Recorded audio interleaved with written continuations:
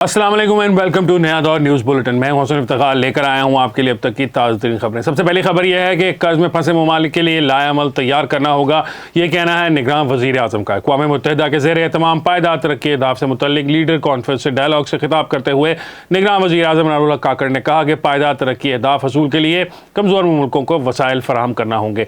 निगरान वज़ीर आज़म अनवर हक काकड़ ने UN जनरल असम्बली के इजलास के मौके पर आलमी तरक्याती ताउन पर होने वाले इजलास में शिरकत करते हुए ग्लोबल डेवलपमेंट इनिशिएटिव के लिए पाकिस्तान के भरपूर तावन के अज़म का अदा किया है। निगरान वज़ीर आज़म ने कहा कि ग्लोबल डेवलपमेंट इनिशिएटिव पर अमल दरामद संगे मील है। चीन का बेल्ट एंड रोड इक़दाम और CPEC पायदार तरक्की अहदाफ के हसूल में अहम है। इनका कहना था कि ग़ज़ाई पैदावार, इंफ्रास्ट्रक्चर, सरमायाकारी, सनतकारी और सेहत के शोबों में इक़दामात करना होंगे।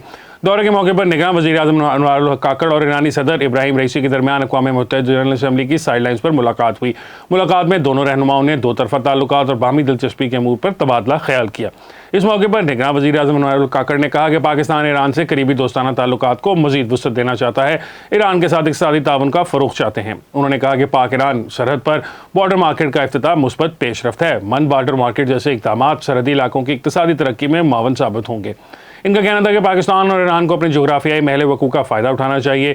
वज़ीर आज़म अनवर हक काकड़ ने न्यूयॉर्क में अमरीकी सदर जो बाइडन के इशाइये में भी शिरकत की। अमरीकी सदर की जानिब से दुनिया भर से आए सरबराहान मुमलिकत के एजाज़ में इशाइया दिया गया, जिसमें वज़ीर आज़म और उनकी अहलिया को शिरकत की दावत दी गई थी। इस इशाइये में सिर्फ सरबराहान मुमलिकत ख़वातीन अव्वल या मर्द अव्वल को दावत दी गई थी। ख्याल रहे कि निगरान वज़ीर आज़म इस वक्त अक़वाम मुत्तहिदा के जनरल असम्बली के इजलास में शिरकत के लिए अमरीका में मौजूद हैं, जहाँ वो मुख्तलिफ इजलासों में शिरकत के अलावा आलमी रहनुमाओं से मुलाकातें भी करेंगे। अगली खबर यह है कि अमेरिका और सऊदी अरब के दरमियान दफ़ाई मुआहदे पर मुज़ाकरात हो रहे हैं। अमेरिका और सऊदी अरब के दरमियान ठोस दफ़ाई मुआहदे की शराइत पर मुज़ाकरात जारी हैं। अमरीकी हुकाम के मुताबिक ये उसी किस्म की मजबूत फौजी मुआहदे की कोशिश है जैसा अमरीका का अपने करीबी इत्तहादियों जापान और जनूबी कोरिया के साथ है।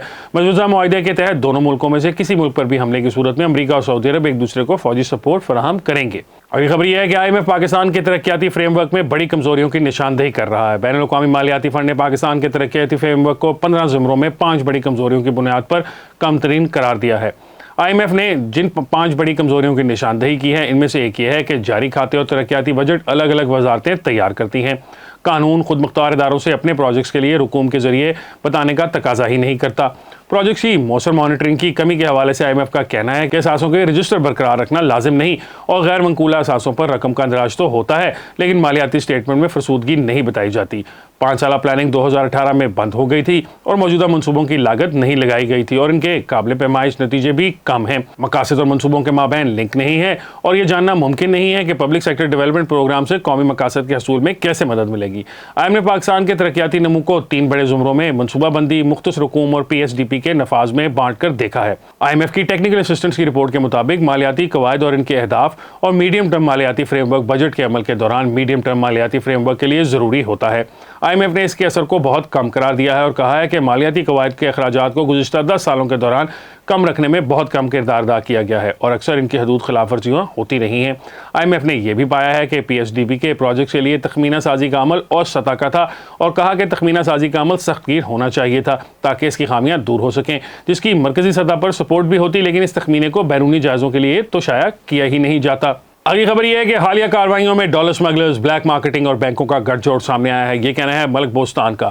पाकिस्तान में एक्सचेंज कंपनियों की एसोसिएशन के चेयरमैन मलक बोस्तान ने उम्मीद जाहिर की है कि हुकूमत की जानिब से डॉलर के ज़ख़ीरा अंदोज़ों, ब्लैक मार्केटिंग में मुलविस अफराद और स्मगलर्स के खिलाफ कार्रवाई के बाद मुल्क तरसियात ज़र में 10 से 20% तक इजाफा मुतवक्के है। दी न्यूज़ से बातचीत करते हुए उन्होंने कहा कि क्रैकडाउन से कबल एक्सचेंज कंपनियों को रोजाना $5 मिलियन मिलते थे, लेकिन अब इन्हें $15 मिलियन मिल रहे हैं, यानी इसमें 200% इजाफा हुआ है। यही वजह है कि इंटरबैंक और ओपन मार्केट के रेट्स में नुमायां कमी आई है और फी डॉलर 295 रुपये का हो गया है। उन्होंने यकीन दहानी कराई कि अगर कार्रवाई जारी रही तो डॉलर 250 रुपये से नीचे आ जाएगा। उन्होंने इंकशाफ किया कि डॉलर के ज़ख़ीरा अंदोज़ों, ब्लैक मार्केट में मुलविस अफराद और स्मगलरों के खिलाफ हालिया कार्रवाई के नतीजे में ब्लैक मार्केटिंग में मुलविस अफराद और बैंकों के दरमियान गठजोड़ बेनकाब हुआ है। उन्होंने कहा कि डॉलर्स की बड़ी तादाद मुख्तलिफ बैंकों के लॉकर्स में रखी गई थी और बैंकों का अमला ब्लैक मार्केटिंग में मुलविस अफराद के साथ मिलकर ये डॉलर्स हवाला और हुंडी में इस्तेमाल करते थे। इन लॉकर्स की चाबियां बैंक के करप्ट अमले के पास होती थीं और जैसे ही इन्हें ब्लैक मार्केटिंग में मुलविस अफराद की तरफ से मैसेज या पैगाम मिलता था तो ये करप्ट बैंक का अमला अमरीकी डॉलर्स की गैर कानूनी तिजारत शुरू कर देता था। चेयरमैन मलक बोस्तान ने दावा किया कि इस गैर कानूनी सरगर्मी में मुलविस बैंक मुलाजमीन के खिलाफ मुकदमा दर्ज किए गए हैं। उन्होंने कहा कि डॉलर के इस गैर कानूनी कारोबार ने कई दरामद कुनंदगान और बरामद کنندگان کو بگاڑ دیا ہے۔ ایک رجحان پایا جاتا ہے کہ درآمد کنندگان اشیاء کی قیمتیں برآمد کنندگان کو بڑھا کر دکھاتے ہیں۔ یہ درآمد کنندگان اپنی اوور انوائسنگ کے ذریعے زیادہ سے زیادہ ڈالر باہر بھیج دیتے ہیں، جبکہ برآمد کنندگان کم قیمتیں دکھا کر اپنے حصے کے زیادہ ڈالرز غیر ملکی بینکوں میں رکھ دیتے تھے، اور اس سے پاکستان اور اس کے غیر ملکی زر مبادلہ کے ذخائر کو نقصان ہوتا ہے۔ انہوں نے اس کی بات کی بھی نشاندہی کی کہ ڈالرز کس طرح افغانستان سمگل کیے جاتے رہے ہیں۔ انہوں نے اس خیال کا اظہار کیا کہ ہر صورت میں ڈالر کی غیر قانونی تجارت کی روک تھام کے لیے مستقل اقدامات سے پاکستان اپنے زر مبادلہ کے ذخائر میں اضافہ کر سکتا ہے۔ 6 ستمبر کو فوجی قیادت کی جانب سے پرزور انداز سے شروع ہونے والے اس کریک ڈاؤن کے بعد ملکی بینکوں اور اوپن مارکیٹس میں لاکھوں ڈالرز آ چکے ہیں۔ رواں ماہ کے آغاز میں انٹر بینک میں $1 308 روپے جبکہ اوپن مارکیٹ میں 330 روپے کا ہو گیا تھا، لیکن اب ریکوری ہو رہی ہے اور ڈالر ریٹ انٹر بینک میں 295 جبکہ اوپن مارکیٹ میں 296 کا ہو گیا ہے۔ ڈالر کی غیر قانونی تجارت کے خلاف کارروائی کا سلسلہ جاری رہا تو ڈالر کا ریٹ مزید کم ہوگا۔ ملک بوستان نے کہا کہ انہوں نے army chief general Asim Munir سے درخواست کی تھی کہ ڈالر کی اسمگلنگ اور ذخیرہ اندوزی میں ملوث افراد اور مافیاز کے خلاف کارروائی کریں۔ کریک ڈاؤن سے قبل لوگوں کی اکثریت بلیک مارکیٹ میں سے ڈیلر سے رجوع کر رہی تھی۔ اگلی خبر یہ ہے کہ اقوام متحدہ جنرل اسمبلی کا اجلاس جو ہے اس میں مسلم رہنماؤں کی قرآن پاک کی بے حرمتی کے واقعات کی شدید مذمت۔ اقوام متحدہ کے جنرل اسمبلی میں مسلم رہنماؤں نے قرآن پاک اور مقدس اوراق کی بے حرمتی کے واقعات کی مذمت کی ہے۔